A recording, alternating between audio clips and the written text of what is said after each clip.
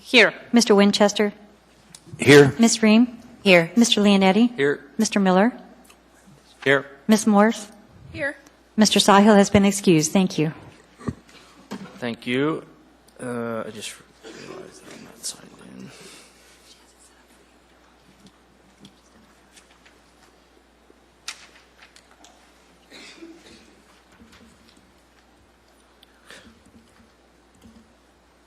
Okay.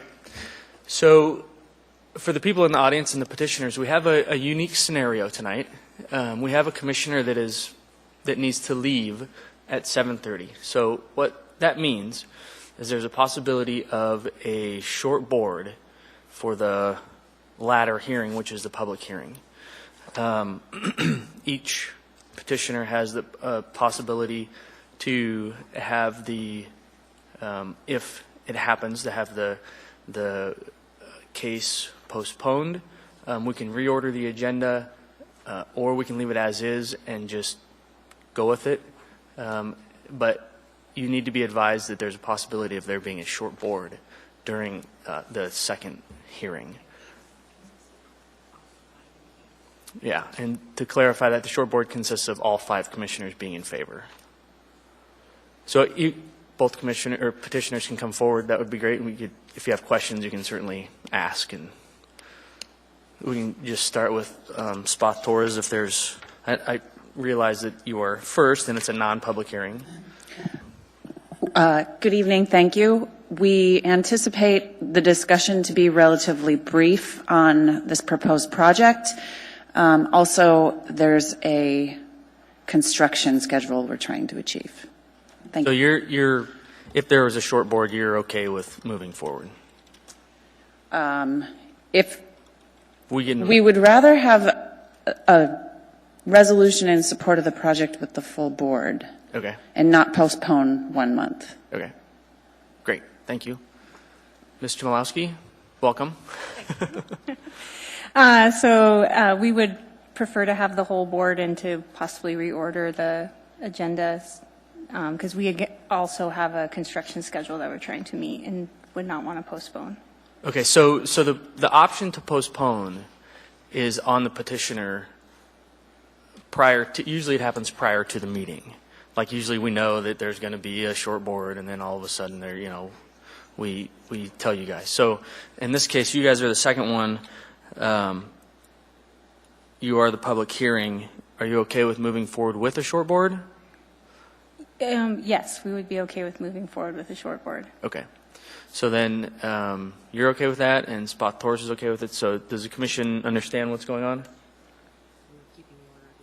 Correct. Yeah. Thank you, Mr. Chmielowski. So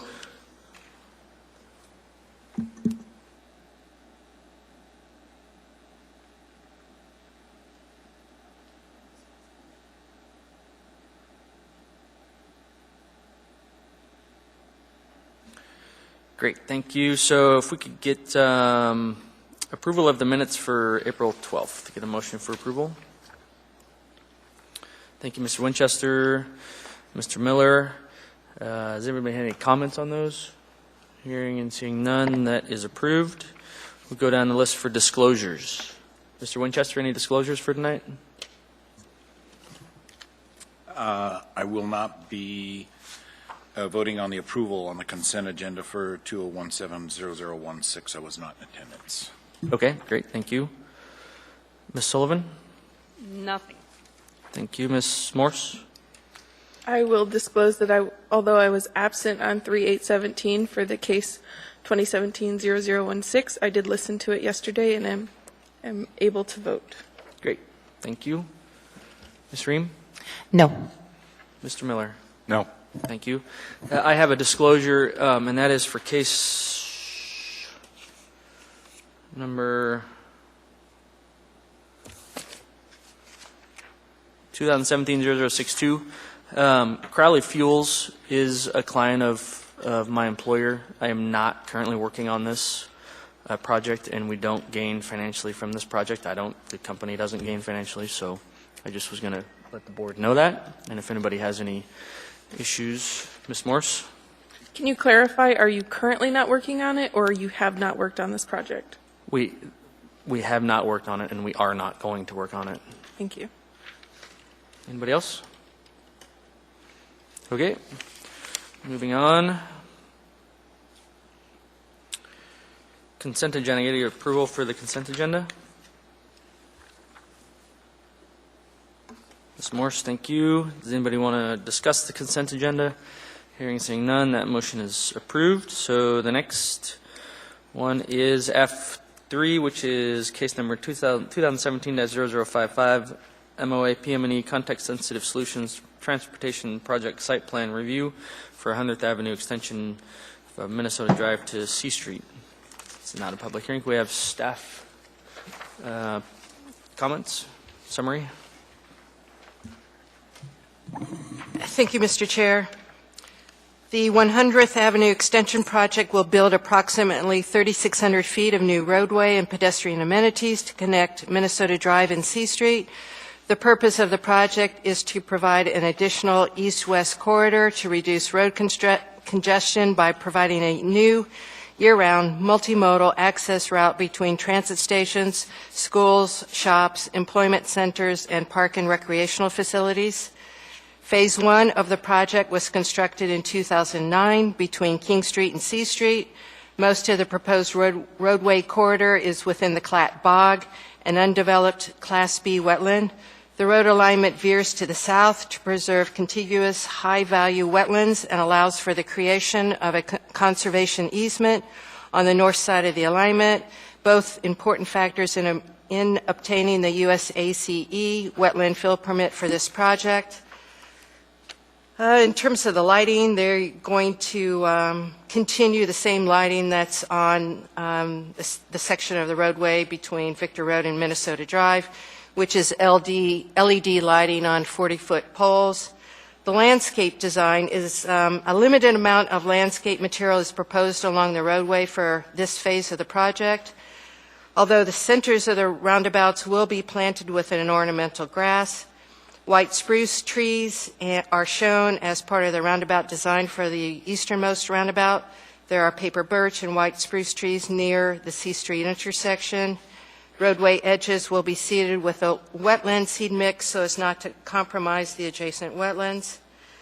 The project complies with AMC 2103-190B5C, which is the procedure for DSR and PIH review. The department recommends approval of the plans in hand review for the 100th Avenue extension, Minnesota Drive to C Street for Phase 2B, subject to the 3 conditions that are on page 5 of your packet.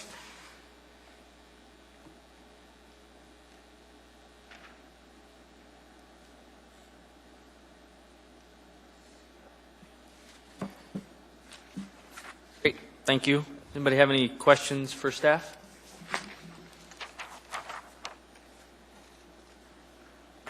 Mr. Miller.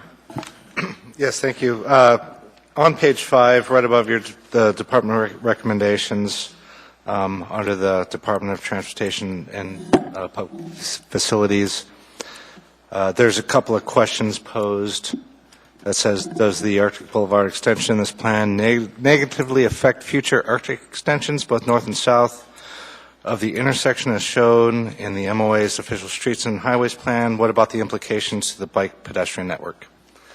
And I just wanted to, those seem like open-ended questions, and just thought I'd bring them up. Yes, they are. I didn't make it a condition because I'm sure PM&E is going to follow up on those questions. They may have already. I don't know. But if they haven't and UDC would like to make that a question to resolve those issues with DOT, that would be fine.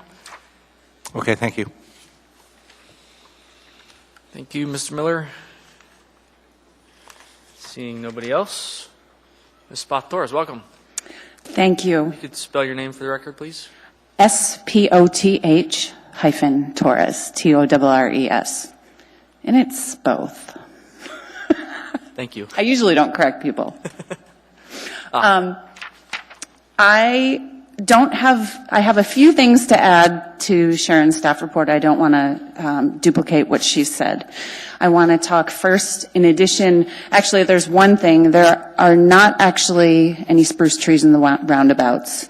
They're both potentilla and grasses, ornamental grasses. That's all that's in the roundabout. There are spruce trees included in the planting plan on the east side of the project, where some screening will be required for the snow disposal site. Couple other amenities I'd like to talk about. There are 8-foot wide separated multi-use paths on both sides of the roadway. There is a 5-foot shoulder on the roadway that can accommodate on-street bicycle use. On the east side of the project, there will be a bicycle fix-it station. It's the first fix-it station located in the active transportation network in South Anchorage. Also, there will be 3 wayfinding kiosks that will orient pedestrians to the trails, on-street bike facilities around the project, and parks and other community assets. To address the questions that Commissioner Miller brought up from DOT, does the Arctic Boulevard extension in the plan negatively affect future Arctic extensions? It does not affect any future plans that might construct Arctic Boulevard. In fact, the surcharging of the area to provide access to the snow disposal site would help it in the future. We've double-checked CIP lists. Arctic Boulevard is not planned to be constructed for a long time, although it is in the official Streets and Highways plan. So anything that happens here does not negatively impact any future construction. The last thing is, what about the implications of the bike ped network?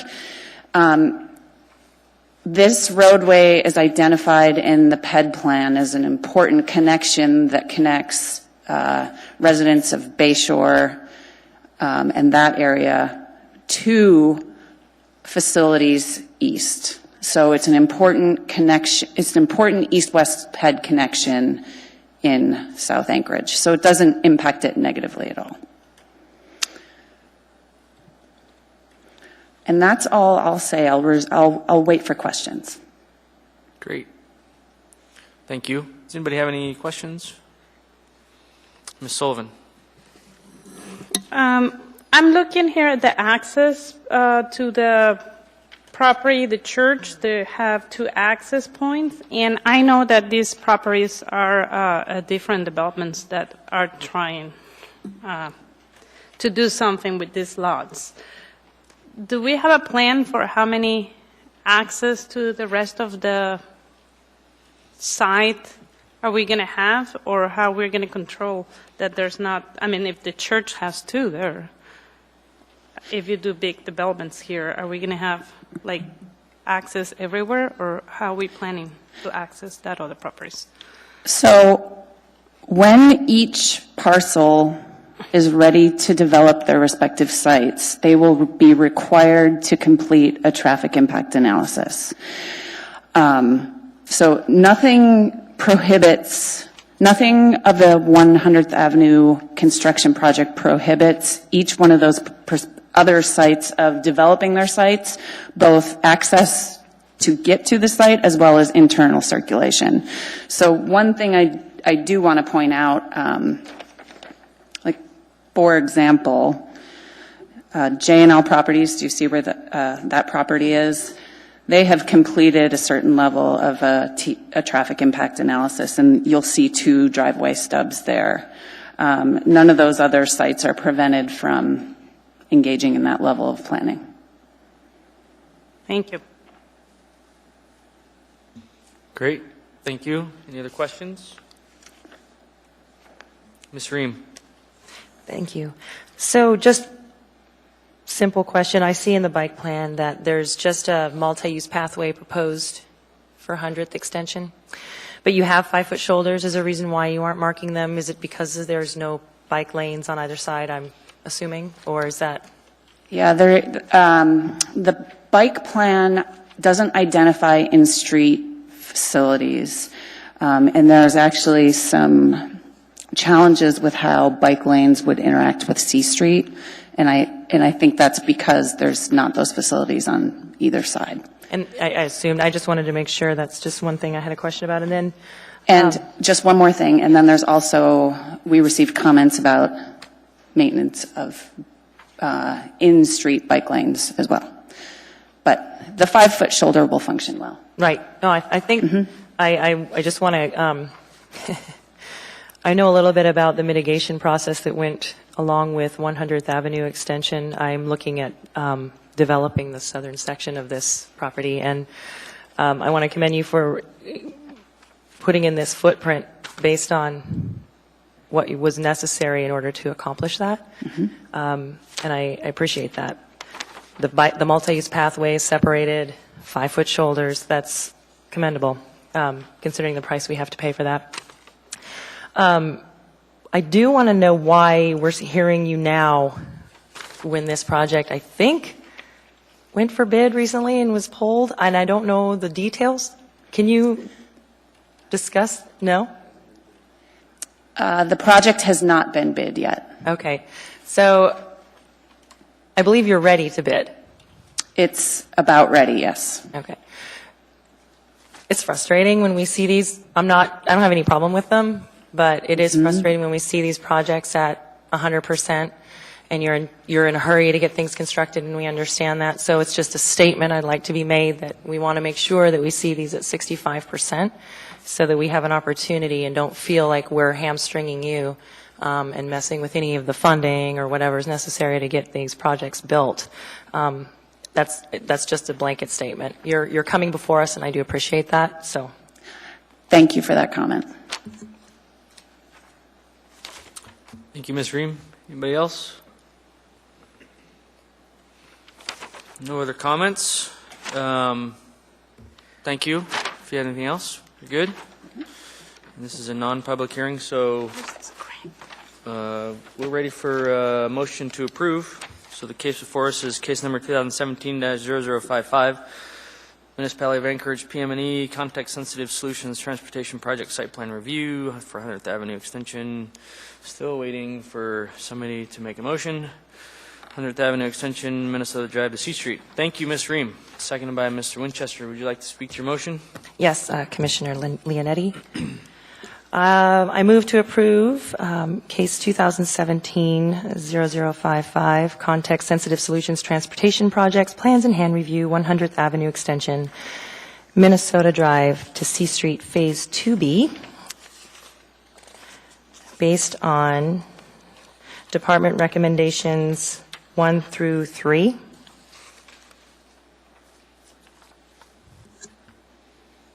Thank you. Would you like to speak to your motion? Yes, as I had previously said, I know this project has been a long time coming, and it is going to provide a much-needed east-west connection in South Anchorage. It's going to provide access to possible parkland in the future, perhaps. That's my hope. And I know that they've gone through a lot of rigorous core permitting to provide multi-use pathways on both sides of the road with separation and 5-foot shoulders, and I commend them for that. As far as findings go, I'll just go ahead and state a few. This project is going to build approximately 3,600 feet of new roadway with pedestrian amenities connecting Minnesota Drive to C. They meet the they comply with Title 21 requirements and the comprehensive plan.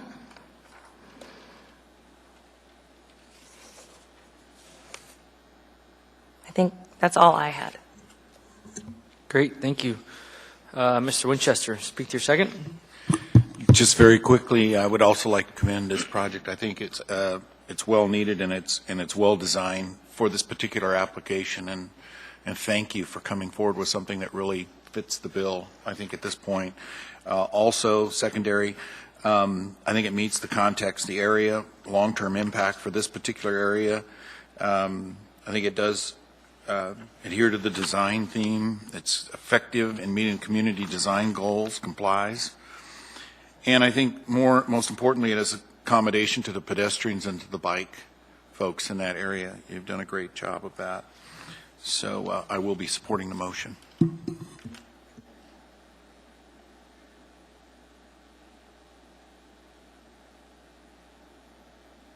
Great, thank you. Does anybody else have any? Seeing none, I have one, and it's just to clarify the Corps of Engineers process that they went through, and that is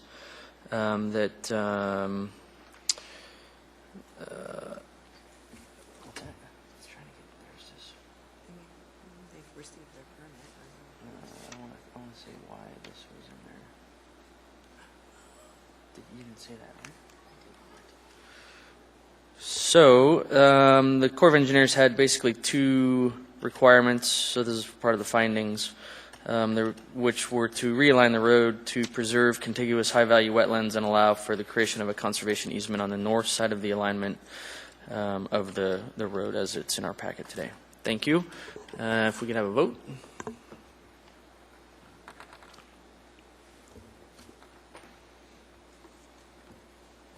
Great, thank you. That motion passes. Thanks for coming out tonight. We'll see you guys next time. So the next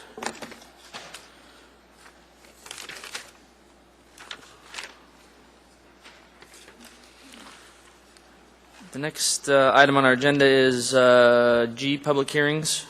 Case number 2017-0062, design variance from AMC 2105-060D1B to allow a truck loading rack with canopy, pump house, and associated fuel piping at the Crowley Anchorage Tank Farm. We have staff presentation, please. Oh, I got to read. Wait a minute. Sorry, I got to read the public process here. Which is this one right here. The procedure by which the public may speak to the Urban Design Commission at its meetings is, 1, after the staff presentation is completed on public hearing items, the chair will ask for the public testimony on the issues. 2, persons who wish to testify will follow the time limits established in the Urban Design Commission rules of procedures.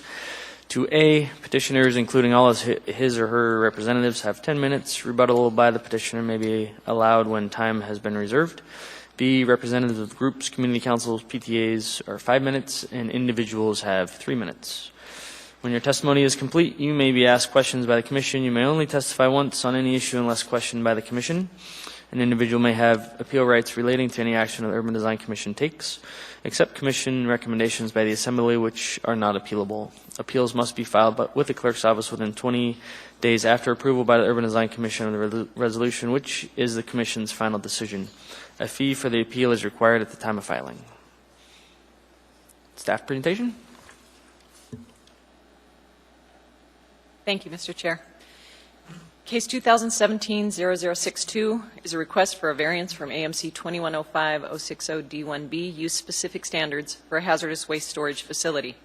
If approved, the variance will allow the addition of a fuel truck rack to an existing hazardous waste storage facility within the required 1,000-foot separation from a residential district and a park. The existing hazardous waste storage facility receives, stores, and issues jet fuel through Joint Base Elmendorf-Richardson by way of an underground fuel pipeline. The facility is located 349 feet from the boundary of a PLIP district and 417 feet from the nearest boundary of the residential district. The United States Department of Defense has identified a need for a secondary method of fuel delivery to J-Bear if the existing underground pipeline were to become non-operational. Crowley Petroleum is proposing to build a new fuel truck loading rack with canopy, pump house, and associated fuel piping to accommodate that emergency contingency. There are 7 standards required to be met for the granting of this variance. I will go through each standard separately.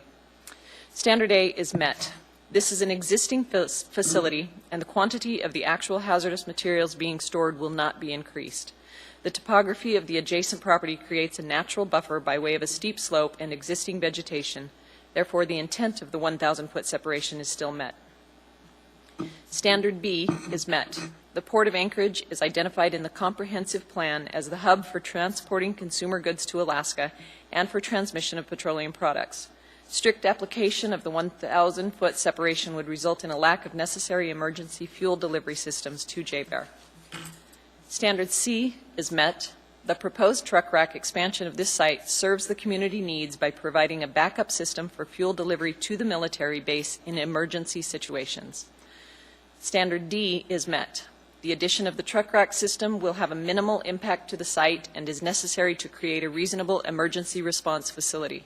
The proposed variance does not increase the amount of hazardous fuel storage at the site, does not increase the amount of traffic to the site, and does not create any additional visual impact to the adjacent properties.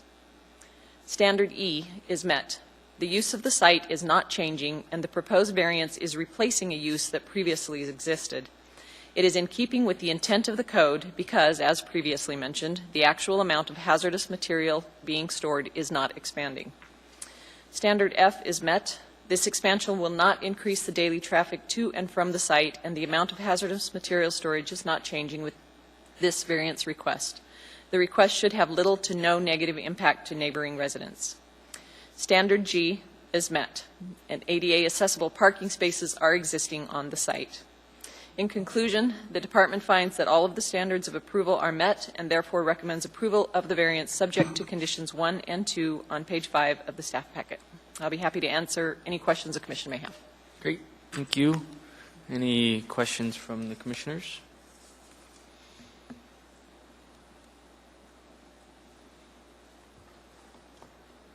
Nope. I have one.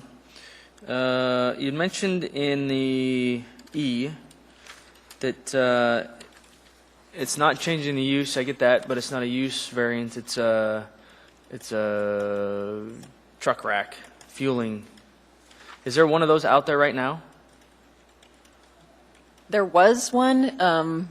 Previously, it was dismantled and taken down in 2011 before they realized that they needed this secondary system for delivery of the fuel. And it is a use because it's part of the use standards. That's why it's a use variance. Right. Okay, great. Thank you. Petitioner's representative. Hello, Ms. Chmielowski. Welcome. Good evening. If you'd spell your name for the record, that'd be great. My name is Laquita Chmielowski. It's CHMIELOWSKI. I am the Land Planning and Civil Engineering Manager with Enterprise Engineering, and I'm here tonight representing Crowley for the variance request for the truck rack. As Ms. Calhoun mentioned, the truck rack is needed for a secondary way to deliver fuel to J-Bear.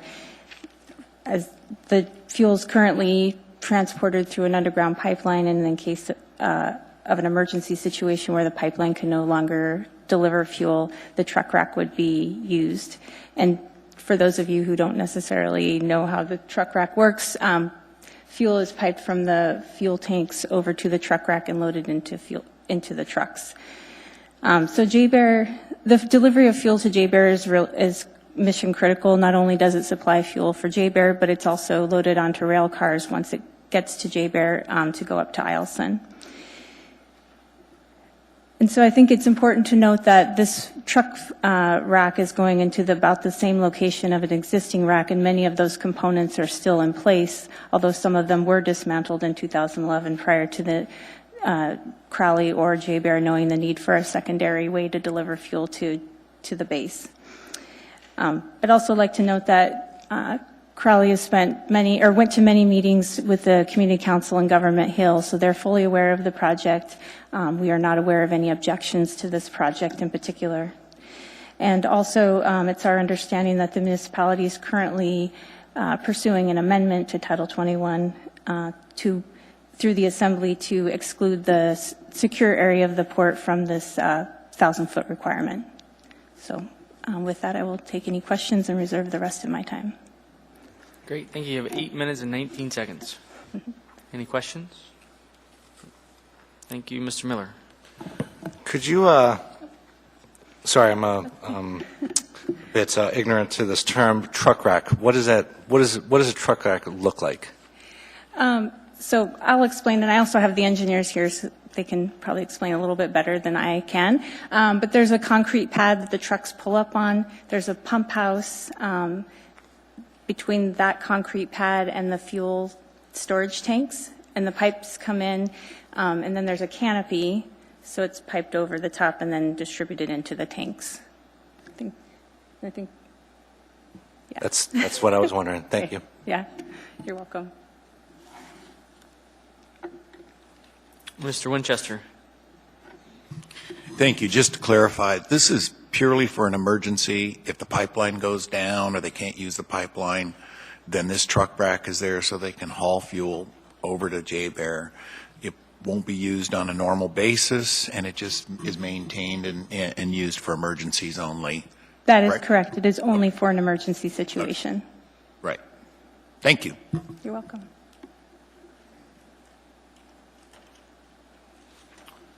Great. Anybody else?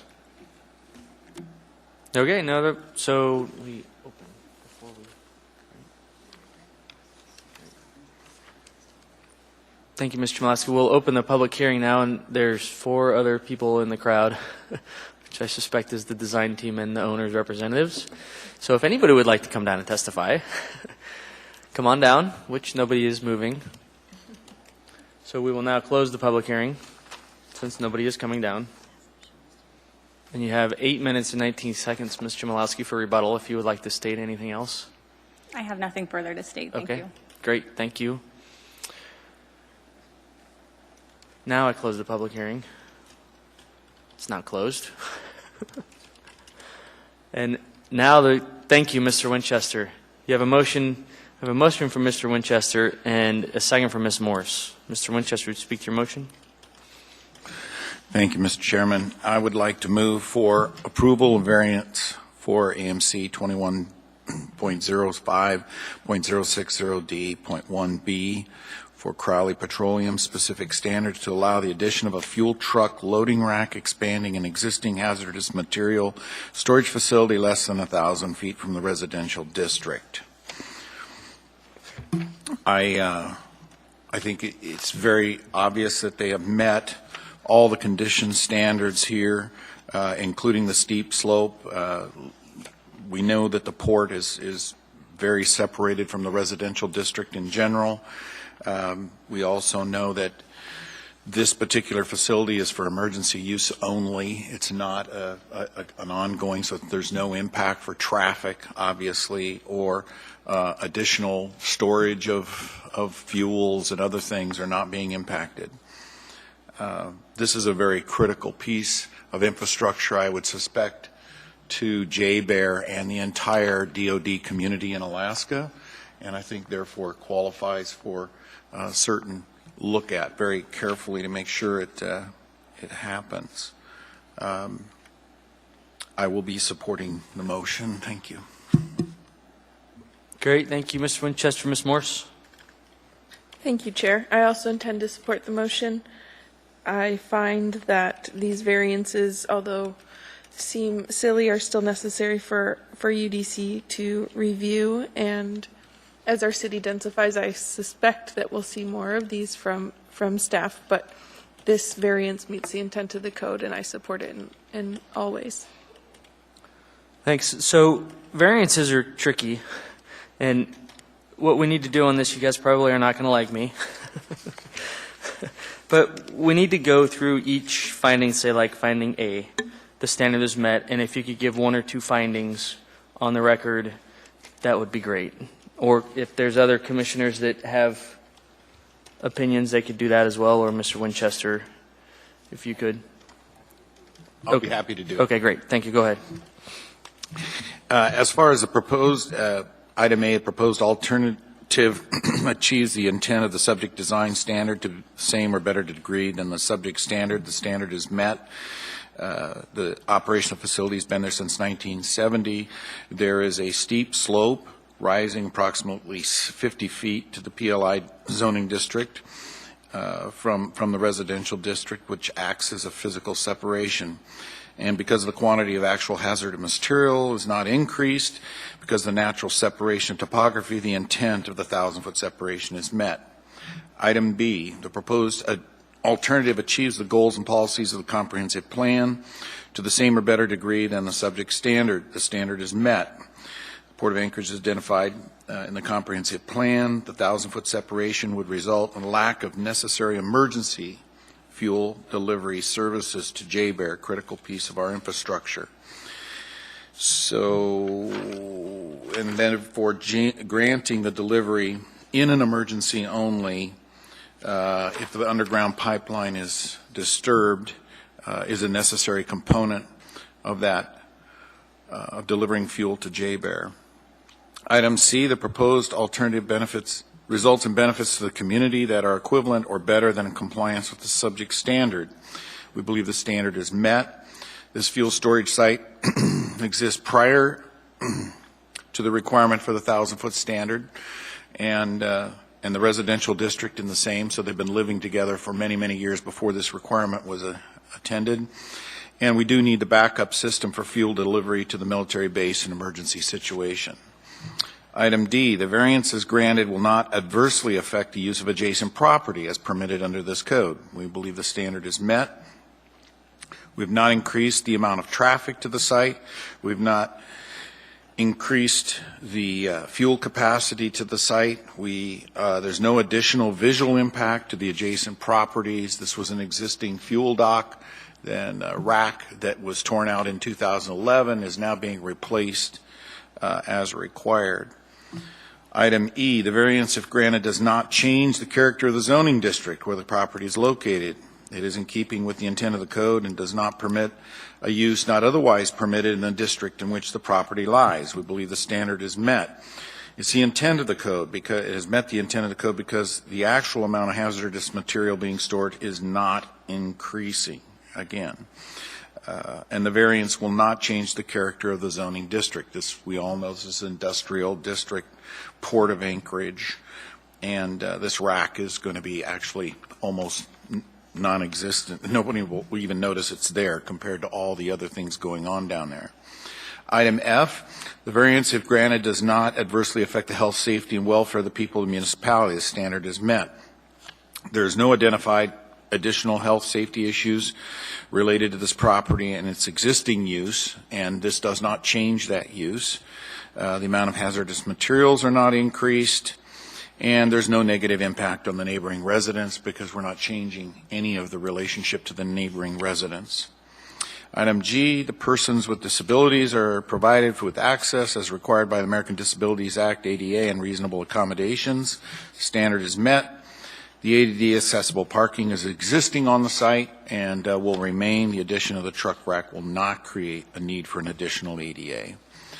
Therefore, we have concluded that all of the standards are met for the variance. Great, thank you. And I'll add that there was a public process that the petitioner went through and mailed out notices of a public hearing, and that the community council has not responded, but there has been no opposition to date, and tonight there was no testimony during the public hearing.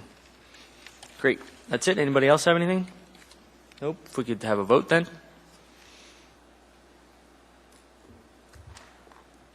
Great, thank you. That motion passes. Thank you for coming out tonight, and have a good night. Okay, so next on the agenda is Ms. Ferguson's communication earlier today that I forgot the topic. O'Malley Road, that's right. Got a handout of what was emailed to you earlier. Thank you.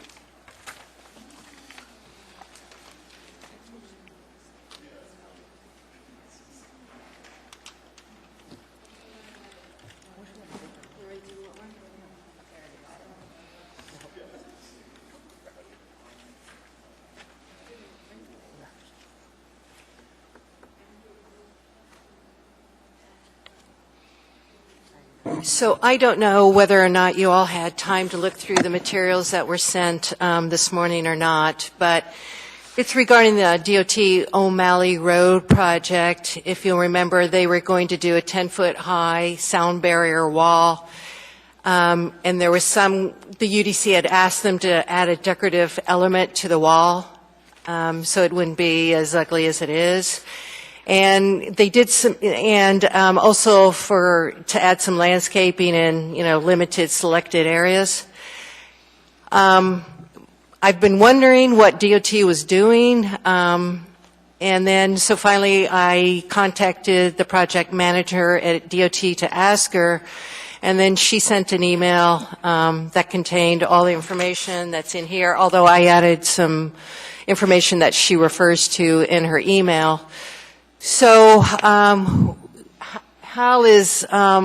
and I discussed the issue late this afternoon, and we're going to try and figure out next steps and how to deal with this. And I don't know if Hal has anything to add, but I did want get the UDC up to speed on what's taking place at this point. Okay, thanks. So you anticipate them coming back to us at some point? I don't know. That's the whole question. They may get out of it, and that's what we need to figure out, how to go forward with this and what we're going to do. I would like to discuss this further next month when we have a little more information about how we're going to proceed. So if everyone could hold on to, this handout you got tonight, and then, read through it between now and June, the June meeting. And if you have any questions, feel free to email me. So they're under construction. I don't know if they started, but no doubt they will. But in terms of landscaping, I don't know if they're going to finish this year or late in this summer or finish next year. Or usually, of course, the landscaping is always the last thing that goes in. Yeah. It's always a challenge with the road projects, and engineers can speak up. There's really not a hammer or anything that is the last straw, like on a building permit. Like, you don't get a building permit, you're not going to build a building. Right. If you have a road project, they don't really come to the city for a permit that I know of. Right. So it'd be great if we could just say, hey, send us in what you have. And the question is why they didn't come back to the UDC, and they, instead sent Terry an email apparently and an email to Mike Abbott, the city manager, rather than coming back to the UDC, So therein lies the question. okay. Does anybody else have any questions? I have or- a fast question. Yeah. So I just started reading a little of this stuff, like scattering, like really fast. And here it's talking about this project that we just reviewed, and it says that the residents of Government Hill are concerned about the expansion of the bulk fuel storage at the port and near the neighborhood. And we didn't receive any information that say that the neighbors were concerned. I think it was a different project. Is a different one? I saw that. It's not the same one. Where is it that you're reading? Because I think it's a different project. It may be. Because the petitioner would have. I mean, I don't think we put in double fuel things. It's in, I don't know what page is. It doesn't have page. I'll bring it to you. Go ahead, Mr. Miller. All I was going to say is that, this is, I'm not sure. I was just kind of. What? See, this is. That's another place? Okay. But this is 96. No, I didn't give Right. it to Corliss, so But it's I think I think Corliss is. It's This not our is what I gave project, Corliss, it's and that's 96. not in there. I think I may be able to clear up the confusion. I gave a packet to Corliss, and I think she accidentally stapled some other stuff onto what you guys received tonight. Oh, great. So let's just go through it. Yeah. Yeah. So you can tear off that other stuff if you want. So the back pages. Yeah, because the last thing in mine is the drawing. Oh, yeah, they know. I'm like, what? So the last page of what I gave to Corliss was the drawing, of the decorative fence element. Okay, well, let's just start at the beginning. Page 1 is good. Post, the email from Mr. Post, good. Double-sided. AMAT's committee meeting minutes, that's supposed to No, be... that's the DOT MOA agreement. Look in the bottom left-hand corner. Yeah, Okay, 2 pages of that. yep. And then on the back of it, there's another email from Ms. Ferguson, Cynthia Ferguson. Yes, And then there's the AMAT's policy meeting minutes, it looks like. right. So there's 1, 2, 3, 4, 5 double-sided. And then it goes into MOA Planning Resolution 96-045. I presume that's not supposed to be included? Yeah. Okay, and then the minutes And did you get the drawing of the? Well, we're still going here. There's more. Okay. Minutes of September 28th, that pertains to us in some fashion. That's that's what we're talking about, that case, right? And then the drawing. So it's just this resolution that's extra. Right? That's correct. Great, thank you. Okay, so now we have what we need to read. And does, Mr. Miller, did you get your question out there? Oh, it was more of a comment and Go ahead. just coordination between DOT and MOA design standards and the UDC. The fact that their process doesn't exactly mesh up completely with ours, Right. or with the MOAs. And I just wanted to point that out. Go ahead, Ms. Ream. Yes, thank you. We've had this discussion ad nauseum, and when we had our meeting with them at the DOT quarterly meeting with Terry, and then I sort of decided to commandeer that meeting. It comes down to the DOT knows that in order to adhere to the requirements of the comprehensive plan, the landscaping aspect of it is something that may not be something they can do, and that is entirely different. But the bike and ped facilities and that sort of thing on their major road connections, the inclusion of the non-motorized transportation in the landscaping, to be honest, needs to be at the scoping process, not after they've received federal funds, because we do can hamstring a project at 65% if we go to require things that weren't originally scoped in a federally funded project. Granted, if it's state funded, that's different. So it's going to be a cultural shift with the DOT to realize that they're responsible for meeting the comprehensive plan, and in doing so, it has to be done before funding is requested. Or we just start hamstringing projects and then they learn real quick. No, I'm kidding. But I think the other issue is there's not a landscape maintenance budget, and so a lot of the landscaping maintenance is taken on by either Parks and Rec with the municipality through a memorandum of agreement or some such some way facilitated. Anyway, that's my 2 cents. I think it's going to take a long time. And we're going to be seeing projects that have been funded for 10 years. The challenge that I have is, and I agree with a lot of that, the challenge I have is that they are landowners of this municipality. And they need to be held to the same standard that Joe landowner that wants to build a building and have visual enhance or L2 landscaping adjacent to an arterial. I mean, that standard, in my opinion, needs to remain. And that's what gets lost through this DOT 10 years ago didn't look at it process. And until we just stand up and say, this is our community, we're here representing our community, and this is what we want. Our community has already said that in these documents, Title 21, Comp 2020 plan, and they're going to continue to do it. So, I mean, it's kind of a decision that we have to all come to grips with. And nobody wants to stop a project. I mean, there were 2 of them here tonight, and nobody wanted to stop. But we have to think about it.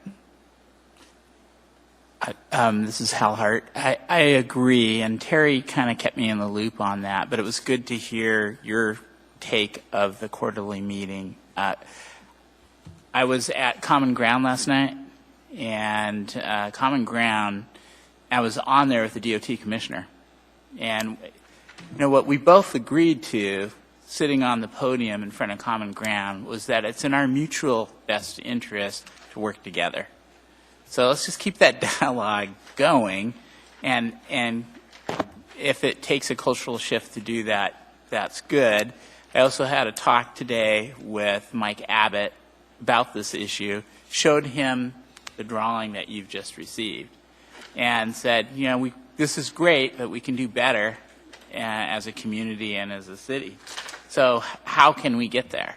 So let's keep working at it, and I promise to you that I will keep working. I think it's really important that we figure that out. And so keep on with, we've opened the door with that last discussion, and I hope that we can make some improvement in the process. Right now, the city doesn't have a lot of money either. But I've been talking to John Rada today about what could he pick up in terms of landscaping. What's the future look like? But it does come down to, this is a DOT decision, whether or not they're going to fund that part of the road project. So anyway, that's where it is today, but let's keep that. I'm going to keep in dialogue with anybody at DOT that I can find to talk Or about. even when they come and present the project and we are telling them that they need to have the landscape and they are like, well, if we put it, like, who's going to maintain it? That there could be someone there that can say, yes, we're going to maintain it or not. And then, it will help move the decision because we can take that decision, but the municipality could have a say on that moment within that project. Go ahead, Ms. Morse. Can I just point out that we all acknowledge it's too late by the time they get here to fix the landscaping or lack of landscaping. I think it's something the city needs to take on with DOT. And I think it's an agreement that is way past UDC. But if the city wants the landscaping and we're here to defend the landscaping, then there should be a city agreement with DOT, whether it's just blanket maintenance or the city will install it. It's something that needs to happen before we're here because we're never going to solve it at 65% on one project. It's an overarching issue. And I think with Terry, we started to breach that topic of how do we look at this larger than the UDC looking at road projects. It's how does DOT work with the city of Anchorage while they're building in our city and they own this land so that we can have a beautiful city. It's not something we're going to solve at this table. It's something that needs to happen with the city employees. You're talking about regulations before it gets here that we just adhere to. So you think that the regulation is not in place right now? Agreed, yes. It is in place, isn't it? They are required by law to.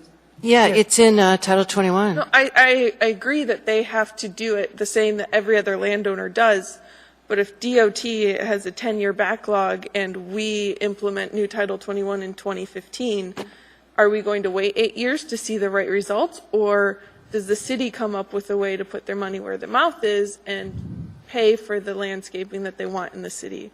Or come to some agreement so that DOT projects still happen and we can make space for landscaping, but it doesn't come out of the DOT budget? I don't think landscaping is new from 2015. No. So I don't think that's the issue. I think the issue is we need to make an example of a project that comes before us that does not meet the code.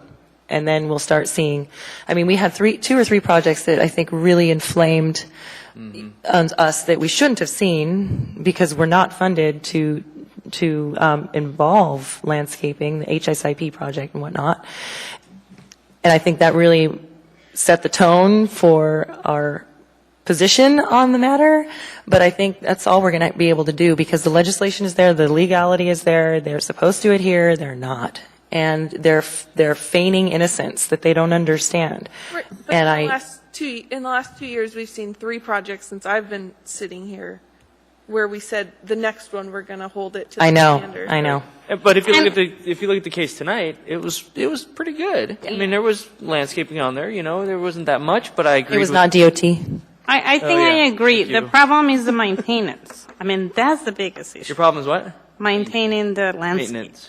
And we could force them to put it, but then there's no money to maintain it. So I think that we should force them to put it, but then who is going to maintain? And there's landscape that needs almost not maintenance. I'm not a landscape architect, but Yeah, a lot of the landscapes around town don't have maintenance and they survive. You plant the right stuff and it continues. If you plant grass, you need to mow it, or you plant grass that you don't need to mow. It's we need to go to that sweet spot where there's no maintenance and then we're not compromising someone else to Yeah. pay. Mr. Chair? Yeah, go ahead. Could I say that, yeah, before, if you'll remember when we came and discussed this project, I had already talked with Josh Duran at Parks, he's a Parks superintendent, and had gotten his agreement that if he saw a landscape plan and it looked doable, it's something they could do, then they would agree to maintain it. They would do an MOA or a TORA or whatever it is, whatever instrument it is, which they've done before,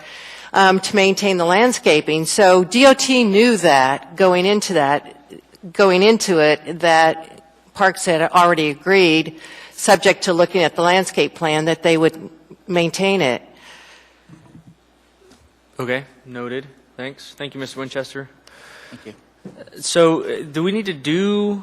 I mean, it's kind of in the air right now. I know we'll talk about it at the next meeting, but it'd be great to continue the dialogue with DOT, like Mr. Hart talks about, and you know, I think Mr. Schoenthal got us to the table. Yeah. So, do we have an advocate in? Absolutely, and when we fill that position as well, we'll bring you along in that discussion as well. If Great. That worked well last time, let's keep that dialogue going then. And not to talk about another topic, but I won't let it go. The design standards. I mean, we have a discussion the last meeting, which, The residential design standards? yes, Uh-huh. I think that's another thing that we need to address because when they come to the meeting, it's almost done their design. So they can't risk to do things that are different and all the buildings are looking the same.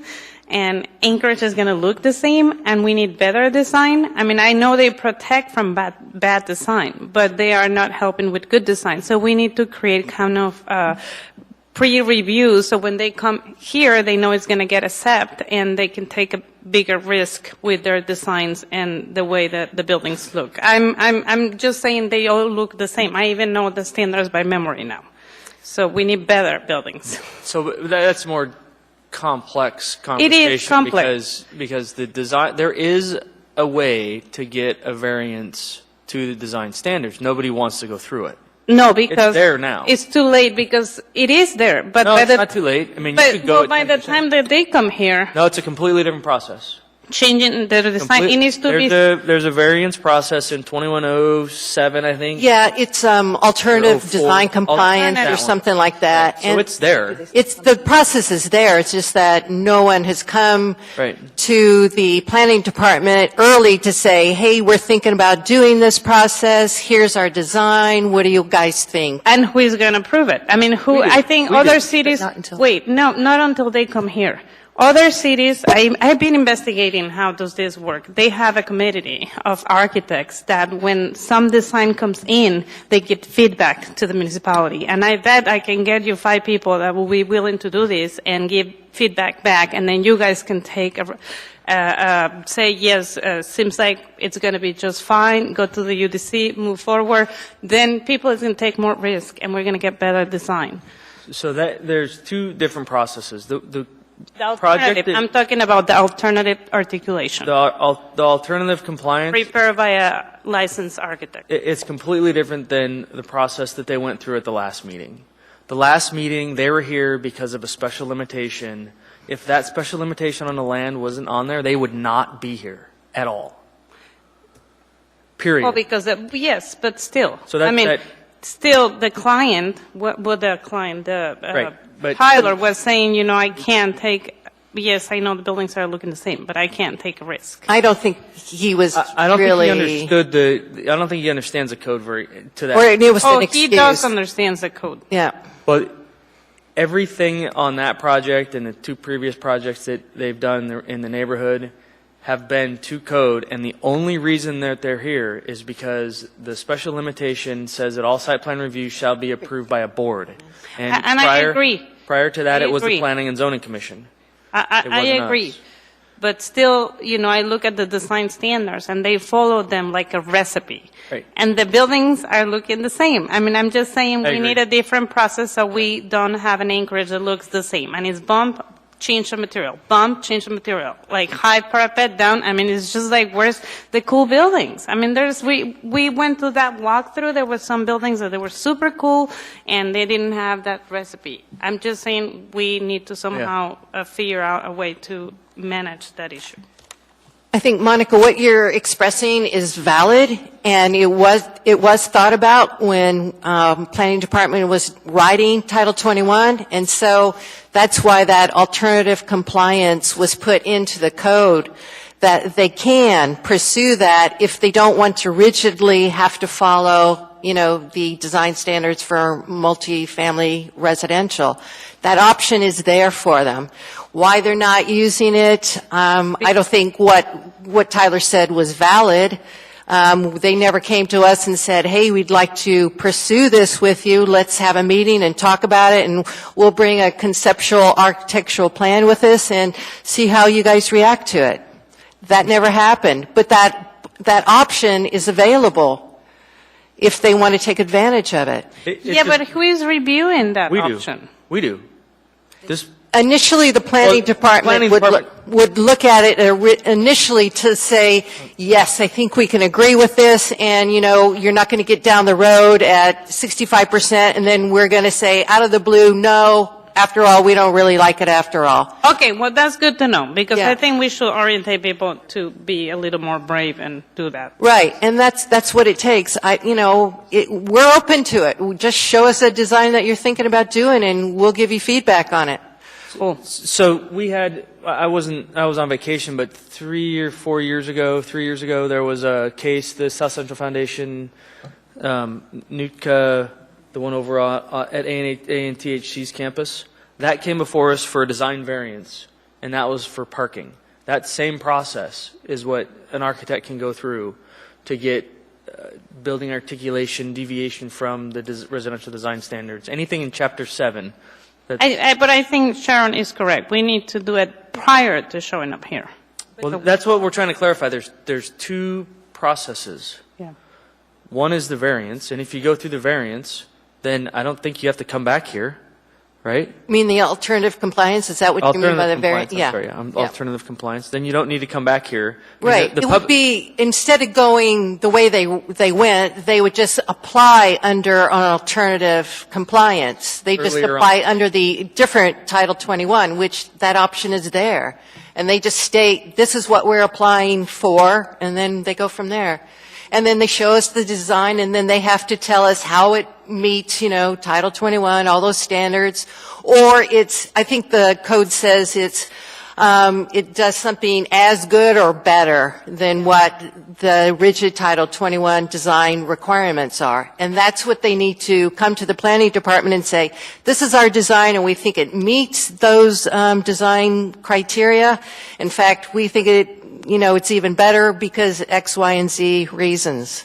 And then they get the okay from us, and then they can go ahead and, finish out the design and bring it to the UDC. Cool. Capiche? Yeah, we need to encourage people on that. Okay. Thank you. That's good dialogue. Anybody else have? Hearing and seeing none. Get a motion to adjourn? Ms. Sullivan, I cannot second, or else I would. Thank you, Ms. Ream. Today? Going. Well, happy Mother's Day then. Thanks, everyone.